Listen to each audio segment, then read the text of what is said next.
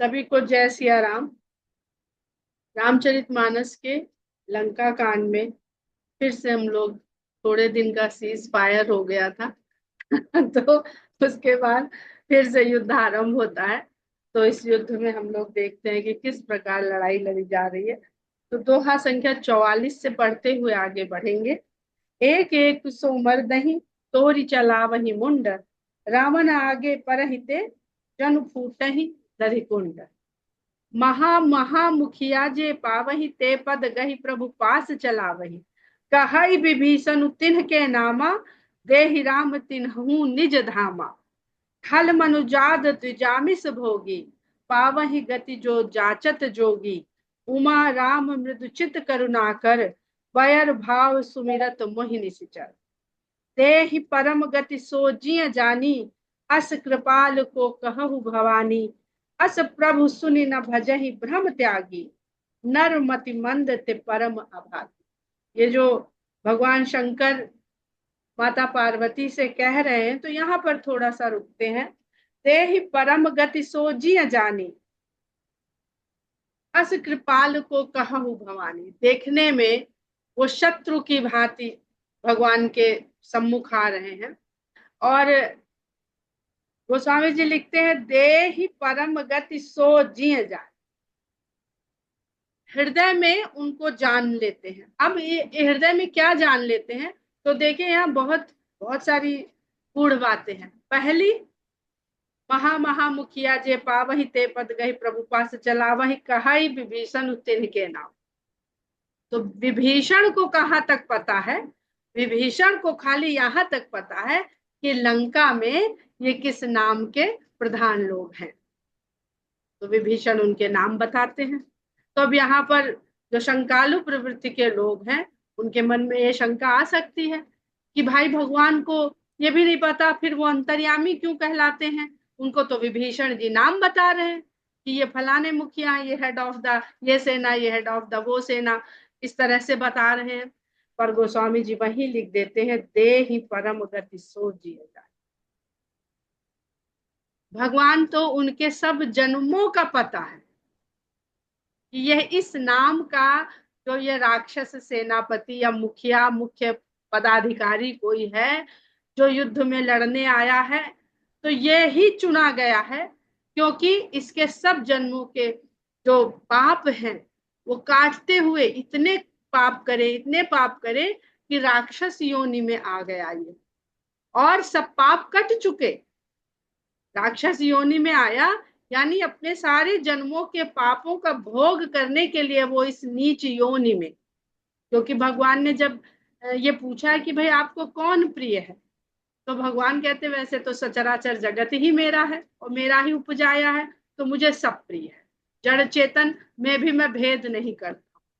लेकिन फिर वो बताते हैं कि इनमें कुछ तो रहता है, क्योंकि भाव जो है वो भेद भाव से ही मनुष्य पूरी सृष्टि चलती है।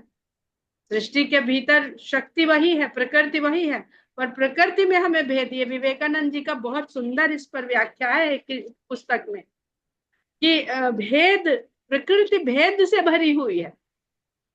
एक आपके गार्डन में एक फूल आप विभिन्न प्रकार के लगाते हैं, एक तरह के फूल नहीं लगाते हैं। फिर एक तरह का भी लगा ले, किसन की हो जाए कि यही लगाएंगे, तो उसमें भी सब भिन्न रहते हैं। कोई आप मिला के देख लीजिए, कोई सेम एकदम नहीं रहेगा। तो जो प्रकृति है ये भेदभाव से भरी हुई है। अब भेदभाव मतलब इसको भेदभाव मत समझिएगा, भेदभाव यानी विभिन्नता का भाव। भेद है, सब अलग है, फर्क है सब। उसके बाद जब जब वो बताते हैं, धीरे धीरे फिर मनुष्य तक आते हैं, फिर मनुष्यों में भी बताते हैं कि मनुष्यों में कौन प्रिय है। पढ़ेंगे उत्तरकांड में, या पहले भी कई बार इस तरह की चर्चा हुई है भगवान के मुख्य द्वारा। उसमें मनुष्यों को बताते हैं, पर उसमें कहीं कहीं राक्षसों को नहीं। एक तरफ तो ये कहते हैं कि जड़ चेतन में मैं कोई फर्क नहीं करता, तो राक्षस भी है तो चेतन स्वरूप है, उसके भीतर भी प्राण है, उसके भीतर भी चेतना है। पर भगवान ने उसको कहीं कहा नहीं, स्थापित नहीं करा है मुख से, उसको खाली हृदय में रखते हैं। मुख से कह देंगे तो फिर वो मनुष्य तो बहुत चतुर है, वो उसे ही स्थापित कर लेगा। और भगवान धर्म की स्थापना के लिए आए हैं, तो धर्म की स्थापना के लिए जो अधर्म के मार्ग पे चले, वो दिखना चाहिए कि ये दंड पा रहा है। वो दंड को दंड दिया जाता है, सदाचारी को दंड नहीं दिया जाता। ये प्रथा आज भी कायम है, संविधान के हिसाब से आज भी कायम है। अब वो अलग बात है कि सुचारू रूप से चलने में हम उसको सक्षम नहीं। तो वो अपने हृदय में जान लेते हैं, उनको परम गति प्रदान करते हैं। क्यों परम गति? फिर दो चीज, एक तो भगवान के सम्मुख है, वो मरण, वो कहते हैं ना उनका, देखिए बड़ा सुंदर लिखा है, रावण आगे परहि ते जन कूटे दधिकुंड, महा महामुखिया जे पावहि ते पद गही प्रभु पास चलाओ। तो जो महानिशाचर है वही मुक्ति पा रहे हैं, मार तो कोई और रहा है। अभी आगे कहेंगे ना कि भगवान राम के हाथों भी अनेक राक्षस मरे, लेकिन ये तो मारे जा रहे हैं भगवान राम की वानर सेना के द्वारा। तो वो भी जानते हैं कि भगवान के चरणों में समर्पित कर दो तो इनको मुक्ति मिल जाएगी, भले ही ये निशाचर है। तो ते पद गही प्रभु पास चला। और भगवान के भक्त बहुत ऐसे होते हैं, इस दुनिया में ढूंढेंगे तो चार प्रकार के तो भक्त गोस्वामी जी ने बता ही दिए हैं, उसमें बहुत ऐसे होते हैं जिनको घसीट के लाना पड़ता है। कोई ला नहीं सकता है, उनको लाने की क्षमता केवल भगवान की वानर सेना में ही है, कि वो पैर घसीट के भी ले आते, भगवान के चरणों में डाल देते कि यही तेरा भला होगा, काहे को रावण की लाते खा रहा है। तो मरने के बाद भी, मतलब मरते समय अब वो पटकेंगे वहां, फेंकेंगे तो मरेगा तो तभी ना, जब वहां गिरेगा हवा में तो मर नहीं जाएगा। ते पद गही प्रभु पास चला। तो भगवान के चरण में आके वो अपने अंत को प्राप्त हो रहा है, तो देहि परम गति सोजिए जाने। और भक्तों का काम क्या है? भक्तों का काम ये नहीं है कि अपनी मुक्ति के लिए प्रयास करें, जो भी संसार में उनको मिले वो चाहे कि इनको हम भगवान के चरणों में लगाएं किसी भी तरह। अब इसकी व्याख्या दूसरी तरह से भी लोग करके और बड़े आतताई भी बन जाते हैं। तो बहुत आवश्यक है कि उस बात में जो महीन बात है उसको समझना चाहिए। अब हम लोग कहते हैं कि नहीं इसको तो मारेंगे, भगवान के चरण में हम पहुंचाएंगे इसे, तो भगवान को ही पता है कि कौन उनके चरणों तक पहुंच सकता है और किसके द्वारा पहुंच सकता है। तो ऐसा ध्यान करके वो सारे जन्मों का वो गति जान लेते हैं उसकी, और उसको परम गति प्रदान कर देते हैं। अस कृपाल को कहु भवानी, ऐसा कृपालु भला बताइए, पार्वती जी से कहते, और भवानी शब्द कहते हैं, भव कह रहे हैं भवानी से। तो पहले भी हम लोगों ने बालकांड में बहुत इस बात का जिक्र किया कि अगर भगवान राम को जानना हो तो पार्वती बनना पड़ेगा। बताने वाले शंभु हैं, उन तक पहुंचाने वाले शंभु हैं, लेकिन सुन के जो उनको जान पाएगा तो पार्वती बनना पड़ेगा। सती के मन में शंका उपजती ही उपजती है। हम सब उसी प्रकार के जीव हैं कि शंका से भरे रहते हैं, और पार्वती बनना पड़ता है। तो बड़ी सुंदर बात ध्यान आ रही है, उसको भी कह ही देते हैं कि भगवान राम का तो कैसे बहुत बार हम लोगों ने इसकी चर्चा करी है कि दशरथ जी ने तो मतलब मनु महाराज ने तो भगवान को ही मांगा पुत्र रूपने पर भगवान ने कह दिया कि मेरे साथ तो ये आदि शक्ति भी उपजेंगी, ये भी आएंगी। वो प्रकृति के बिना, मनुष्य को प्रकृति के बिना ब्रह्म का बोध हो ही नहीं सकता। मनुष्य आश्रित है प्रकृति पर, प्रकृति पर अपना दिखा दे कि मैं नहीं आश्रित, और कोई एक दिन जी के दिखा दे। तो जो पूरी तरह से प्रकृति पर आश्रित है, तो भगवान प्रकृति के साथ ही अवतरित होंगे, तभी समझ में आएगा। और बहुत सुंदर लगता है मुझे कि सीता माता के जन्म का मानस में कहीं कोई जिक्र, और ग्रंथों में है, लोगों ने बहुत बहुत अनेक कथाएं हैं, अनेक रामायणों में अनेक कथाएं हैं, और अनेक प्रसंग सब सुनते हैं, बताते भी भाई कैसे वो वहां पर आए। पर गोस्वामी जी ने सीता जी के पृथ्वी पे आने का, उनके जनक जी द्वारा पाने कहीं जिक्र ही नहीं किया। उनका पहला प्रसंग आता है जब दंड कारण में है और सती माता देखती है तो सीता नहीं है। सीता नहीं है, इसका तात्पर्य क्या है कि प्रकृति नहीं होगी तो ब्रह्म समझ नहीं आएगा। वहां सीता का हरण हो चुका है और सती माता को भ्रम हो गया कि भगवान नहीं है, ये ब्रह्म नहीं है। और जब राम लक्ष्मण विश्वामित्र के साथ जनकपुरी पहुंचते हैं तो सीता माता गौरी पूजन को जा रही। पहला प्रसंग गौरी पूजन। तो गौरी हो पार्वती हुई जब सती, तब भगवान राम को जाना, और जब भगवान राम को जान लिया तो कैसा सुंदर हुआ कि सीता जी उनका पूजन कर रही, जिनकी अनुपस्थिति में उन्हीं को भ्रम हुआ था। जब राम को जान लिया पार्वती, इसमें काल के फेर में मेरी आप लोगों से प्रार्थना मत पड़िएगा, क्योंकि ईश्वर काल से परे है और अंतरिक्ष में कहीं ना कहीं, ब्रह्मांड में कहीं ना कहीं, किसी ना किसी लोक में अभी भी राम कथा हो रही है, अभी भी ये लीला चल रही है, इसको मान लीजिए अपने में। तो पूजन करती हैं और पूजन करते ही पार्वती जी का पूजन करते ही सीता माता को राम से मिलने का वरदान प्राप्त हो जाता है। तो जो हम लोग कल रामत्व और शिवत्व की बात कर रहे थे, वो रामत्व और शिवत्व यानी खाली पुरुषत्व तक ही मत उसको सीमित करिए, वो शक्ति में भी वही चीज है कि जब तक हमारी बुद्धि सती बनी रहेगी, दक्ष पुत्री बनी रहेगी, तब तक हम शंकाओं में ही भटकेंगे। और जैसे ही हम बुद्धि को ये मान लेंगे कि ये तो जड़ है, हिमवान की पुत्री है, इसमें जो भी ज्ञान है वो शंकर के द्वारा वर्ण करने के पश्चात ही आएगा। पार्वती को शंकर और पार्वती का विवाह हुआ, तो वर्ण जब होता है इस प्रकार शक्ति का और ईश्वर का, शिव का, तभी जाकर के पूर्ण ज्ञान प्रकट होता है मनुष्य की बुद्धि में। आगे चलते हैं, नहीं तो बहुत कहीं और चले जाएंगे हम लोग। तो अस कृपाल को कहहु भवानी, तो शंकर भगवान ये सारी पुरानी चीजें याद दिलाते हैं कि अभी भी बैठी तो हो कथा सुनने, पर कहीं भ्रम न पड़ जाए। और इतना सुंदर गोस्वामी जी वहां पर जोड़ देते हैं जहां पर फिर से उनको पता है, शंकर भगवान को, गुरु को पता होता है कि कहाँ पर जो है मेरे जो विद्यार्थी है, जो शिष्य है, ये भटक सकता है, इसके मन में प्रश्न उत्पन्न हो उससे पहले ही वो बता देते हैं। क्योंकि कथा जो कह रहा है वो कहे, श्रोता बीच में बोले नहीं, नहीं तो वो तारतम्य टूट जाता है। अस प्रभु सुनी न भजहि भ्रम त्यागी, नर मति मंद ते परम अभागी।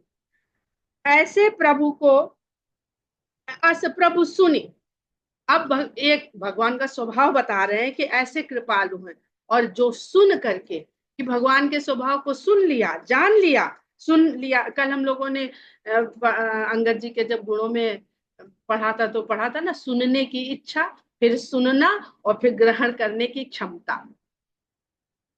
तो देखिए, एक अगर हम लोग एक एक चीज को समझ के यहाँ रखे रहेंगे तो हर चौपाई में हमें उसका सहारा मिलेगा समझने को। तो अस प्रभु सुनि न भजहि भ्रम त्यागी, नर मति मंद ते परम अभागी।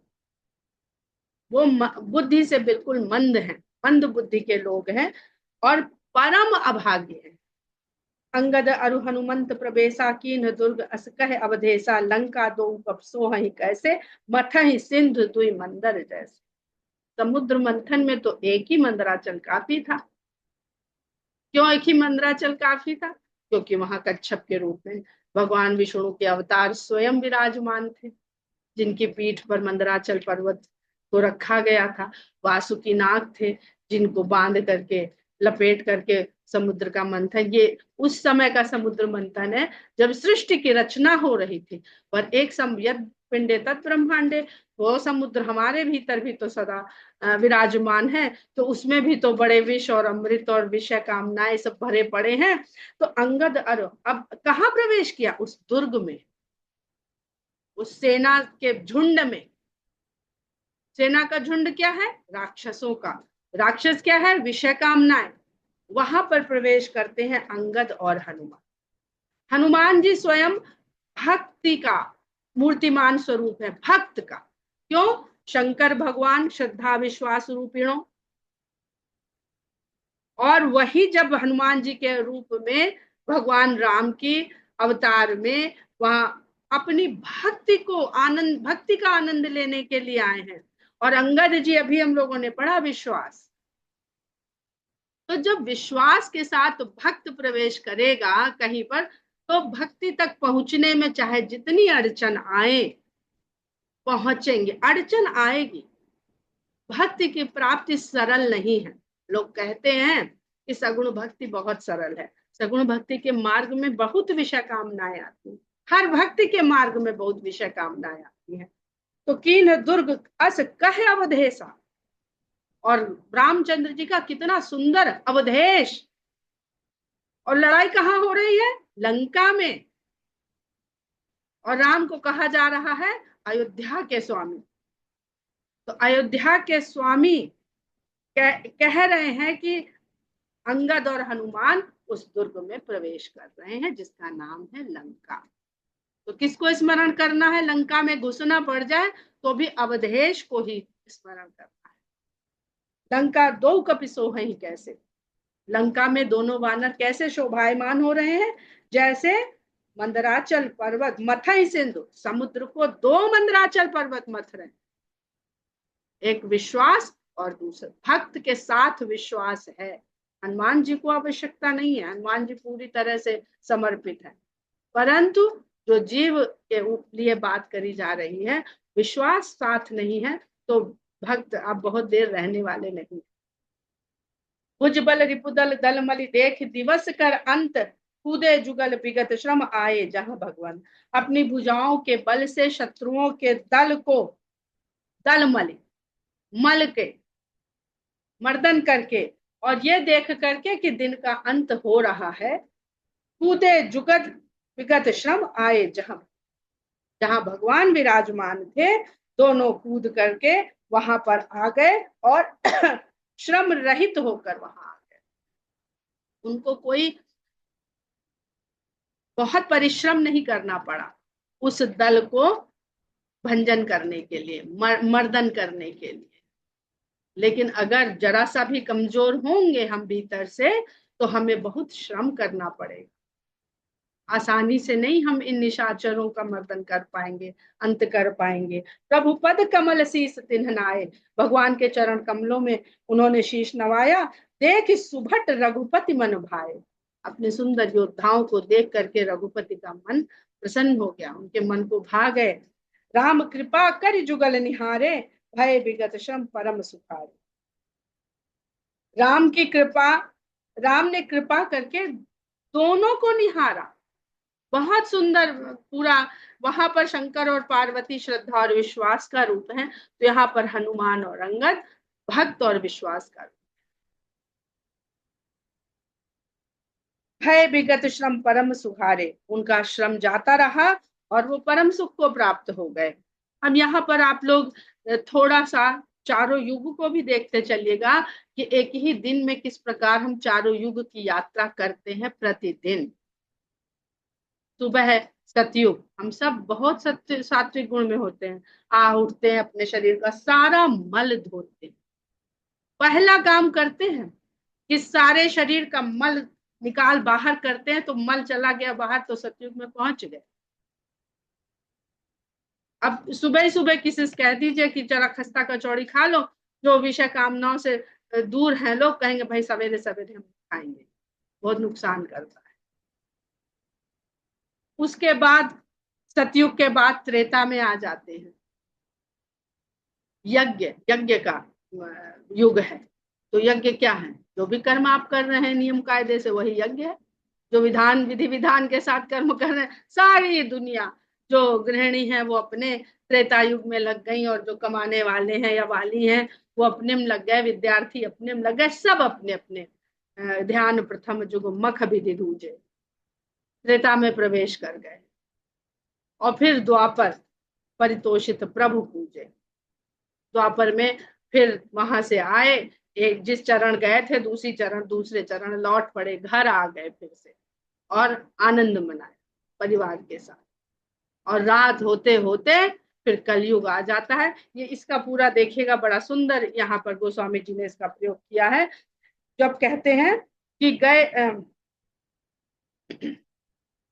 गए जानी अंगद हनुमाना, फिरे भालू मरकट भटनाना। देखिए कह दिया उन्होंने कि जब उन्होंने जान लिया राक्षसों ने कि नहीं, वानर सेना ने जान लिया कि अंगद और हनुमान तो लौट गए, क्योंकि उन्होंने देख लिया कि दिवस का अंत हो गया और मर्यादा से युद्ध हो रहा है, सूर्यास्त के बाद युद्ध होगा नहीं, तो वो लोग भी चले गए। इसका मतलब क्या है कि उनके यहाँ कोई ऐसा नियम कायदा नहीं था, क्योंकि बाली को तो भरी रात में भी कोई ललकार देता था तो बाली लड़ने पहुंच जाता था। ये तो नहीं कहता था कि भाई रात है अभी नहीं करेंगे, सवेरे आना, सूर्यास्त के बाद युद्ध नहीं किया जाता। तो उनके यहाँ ये नियम नहीं था।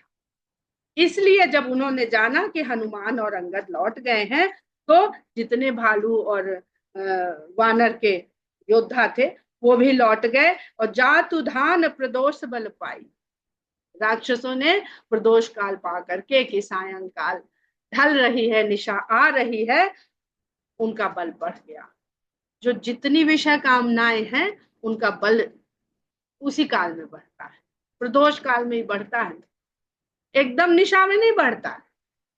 एकदम निशा में फिर वो हनुमान जी गए थे ना जब रावण के महल में ढूंढने सीता माता, तो सब पड़े हुए थे बेसुध, पराकाष्ठा को प्राप्त कर चुके थे भोग की।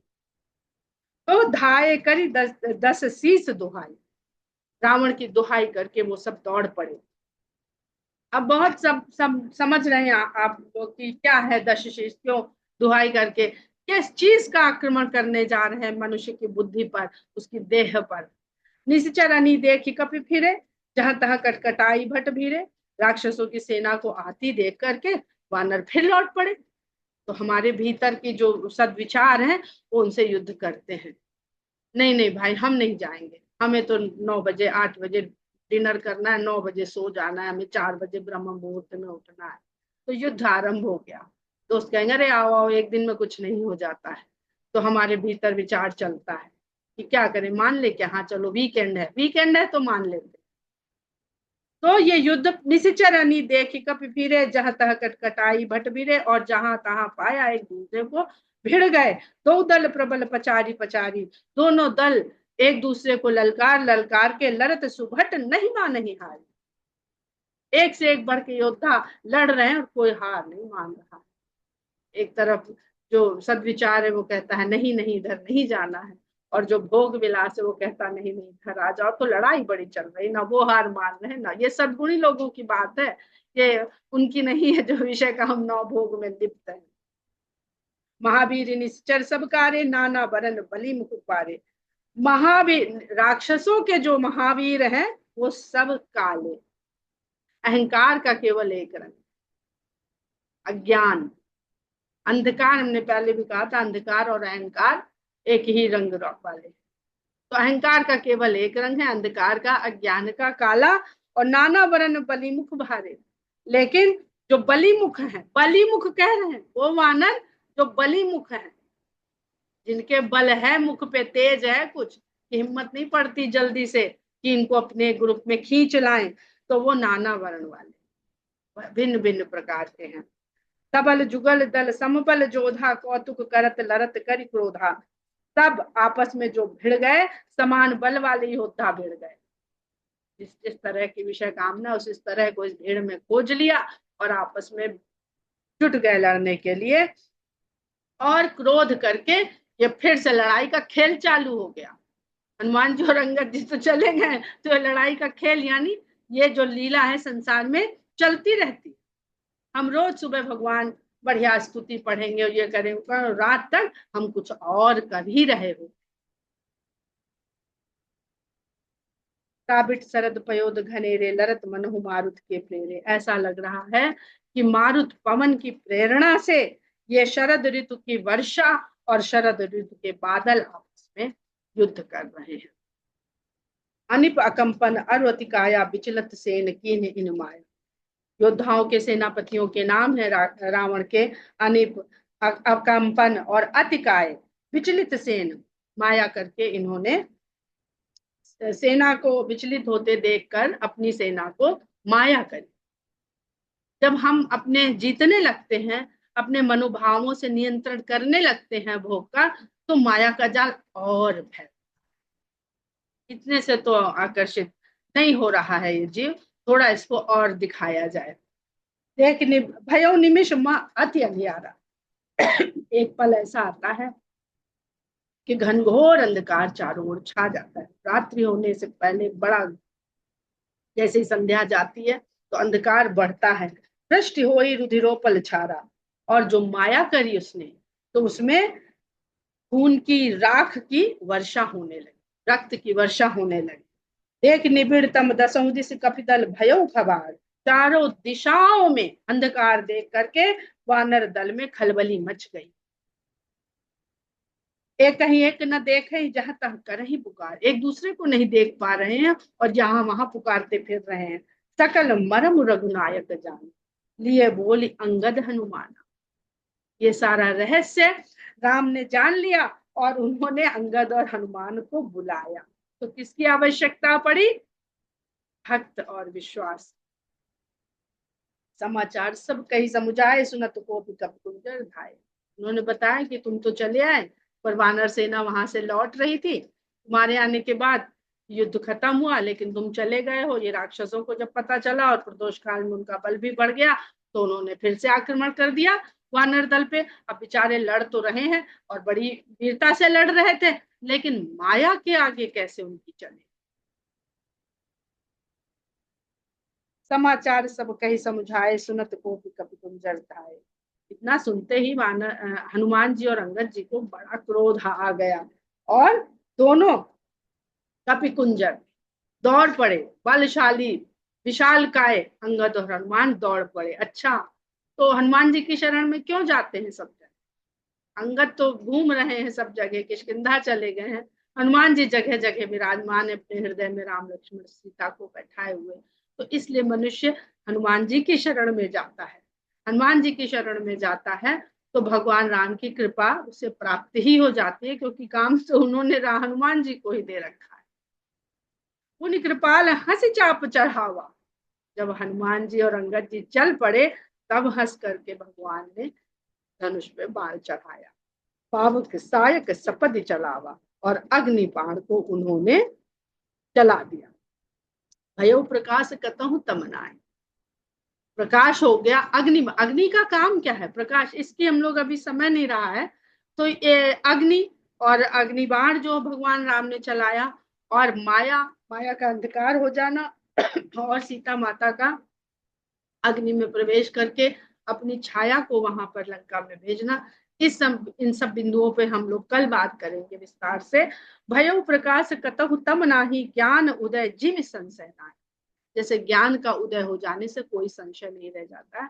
तो गोस्वामी जी इधर बहुत सुंदर तरीके से सब अंधकार और राक्षस और इनकी बात करते हैं, और वहां पर ही वो अगले ही क्षण जो है, दो चार चौपाई के बाद उसको स्पष्ट कर देते हैं। ज्ञान उदय जिम संशय, जिस प्रकार ज्ञान का उदय हो जाने से शंका रह ही नहीं जाती है। बालु बलि मुख भाई पाई प्रकाशा, धाय हरस विगत श्रम त्रासा। भालू और वानर ये प्रकाश पा करके फिर दौड़ पड़ते हैं, हर्ष के साथ दौड़ पड़ते हैं। आपको पता हो गया कि अंगद और हनुमान आ गए और भगवान राम ने अग्निबाण छोड़ दिया है, प्रकाश हो गया है। जो माया इसने फैलाई थी, ये तो सब झूठ थी। अंधकार में कोई कह दे कुछ भी तो वही दिखने लगता है, वही समझ में आने लगता है। अपने आप कल्पना कर लीजिए, लोगों को बहुत बहुत चीजें दिख जाती है ना, जिसको कुछ कुछ बोलते हैं, कुछ नहीं होता। वो दिमाग रच लेता है और रच के आपको सामने आपके उपस्थित कर देता है। फिर आप डर के भागो, चाहे गाड़ी लड़ जाए, चाहे जो हो जाए। हनुमान अंगद रन गाजे, हनुमान और अंगद रण में फिर से पहुंच के गरज उठे, हाँक सुनत रजनी चर भाई। उनकी ललकार सुनते ही सारे राक्षस भाग गए। भागत भटपट कहीं धरी धरनी, भागते हुए वो उनको पकड़ लेते हैं राक्षसों को, और पकड़ करके धरती पर पटक देते हैं। करही भालू कपि अद्भुत कर, भालू और कपि ऐसा अद्भुत कृत्य वहां पर करने लगते हैं। गई पद डारही सागर माही, मकर उरग झस धरि धरि खाए। लो अभी तो पैर पकड़ के भगवान के चरणों की ओर फेंक रहे थे, अब कहाँ पे गही पद डारही, फिर जाओ, अभी तुम्हारी मुक्ति का समय नहीं है, जाओ इसी भवसागर में भी डूबो मरो और फिर जन्म लेना, फिर कुछ कर्म करना पड़ेगा तब तुम्हें मुक्ति मिलेगी। कहीं पद डारही सागर माही, अरे फिर भी राम के चरणों में भेजते थे, तो उन्होंने मर्यादा का उल्लंघन कर दिया। राक्षस होते हुए उन्होंने अगर मर्यादा से युद्ध करते रहते तो शायद हनुमान जी फिर उनको वहीं फेंक देते अंगद, लेकिन मर्यादा का उल्लंघन कर दिया। युद्ध विराम के समय के पश्चात उन्होंने फिर से और सेनापतियों के जाने के पश्चात डिरीह सेना पर आक्रमण कर दिया। तो गही पद डारही सागर माही, मकर मगर मछलियां और जल में रहने वाले सर्प उनको पकड़ पकड़ के खाने लगते हैं। तो ये कोई चित्र जो नर्क के बताए जाते हैं वो यही सब है। यहीं पर आके फिर से जन्म ले गए, इन्हीं सब संकटों में घिरना पड़ता है। कछु मारे कछु घायल, कछु गढ़ चढ़े पर आई, गरजहि भालु बलि मुख रिपु दल बल बिचलाई। कुछ मारे जाते हैं, कुछ घायल हो जाते हैं, और कुछ किले पर चढ़ चढ़ जाते हैं भाग करके। गरजहि भालु बलि मुख, भालू और वानर इतनी गर्जना करते हैं कि शत्रुओं के दल का बल विचलित हो जाता है, छिन्न भिन्न हो जाता है। हम लोग यही दोहा संख्या 47 पर विराम लेते हैं। जय सिया राम।